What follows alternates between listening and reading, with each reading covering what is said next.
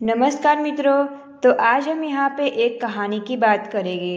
इसका शीर्षक यह है कि ध्यान हमेशा लक्ष्य पर केंद्रित रखें। ध्यान का महत्व हमारे जीवन में बहुत अधिक है। महात्मा बुद्ध की एक प्रेरक घटना से जुड़ी एक कहानी हमें ये समझाती है कि कैसे हम ध्यान पर नियंत्रण केंद्रित करें और समर्पण जीवन को सफलता की ऊंचाइयों तक ले जाया जा सकता है। हमेशा अपने लक्ष्य पर केंद्रित रहे। एक समय की बात है, महात्मा बुद्ध अपने शिष्यों के साथ उपदेश देने के लिए दूसरे नगर में जा रहे थे। काफी दूर चलने के बाद सभी शिष्य थक गए और उन्होंने फिर महात्मा जी से कहा, गुरुजी, यदि आपकी अनुमति हो तो कहीं रुककर कुछ देर आराम कर ले। वत्स, हम कोई उपयुक्त स्थान ढूंढेंगे और वहीं विश्राम करेंगे, महात्माओं ने कहा। कुछ देर चलने पर उन्हें खेत दिखाई दिया। खेत में एक छोटा लड़का और एक बूढ़ा आदमी जुताई कर रहे थे।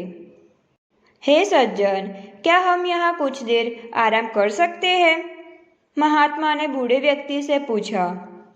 उस बूढ़े ने महात्मा को पहचान लिया और हाथ जोड़कर उनका अभिवादन किया और कहा, अरे महात्मा जी, यह हमारा सौभाग्य है कि आप हमारे खेत पर आए।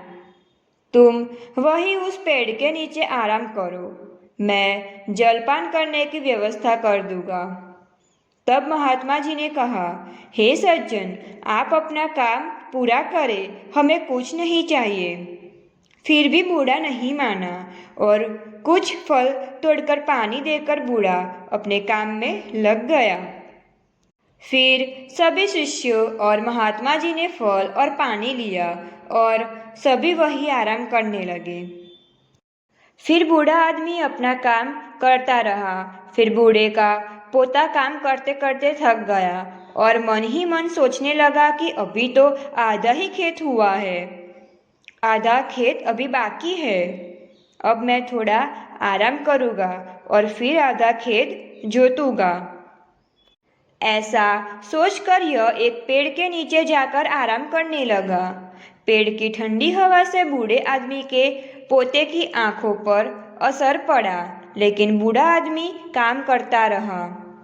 फिर जब तक बूढ़े का पोता सोकर उठा, तब तक बूढ़ा पूरा खेत जोत चुका था। वह दृश्य महात्मा जी और उनके शिष्यों ने देखा।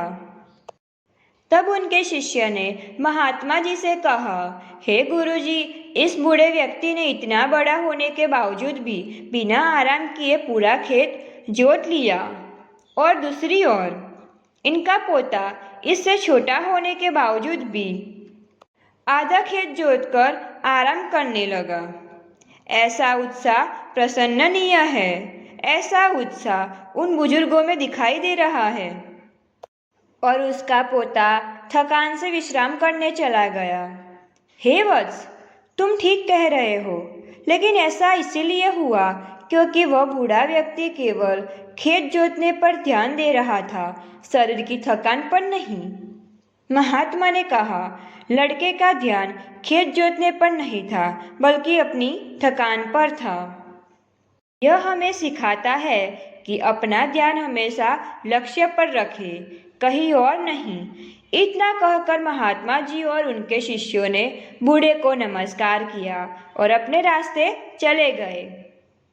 इस कहानी से हमें यह सीख मिलती है कि हमने सफल जीवन के लिए ध्यान और समर्पण के महत्व को देखा। यह हमें याद दिलाता है कि अपने लक्ष्यों को प्राप्त करने के लिए हमें समय समय पर आराम करने की आवश्यकता है, लेकिन इसका मतलब यह नहीं है कि हमें अपने काम में आलसी होने की अनुमति है।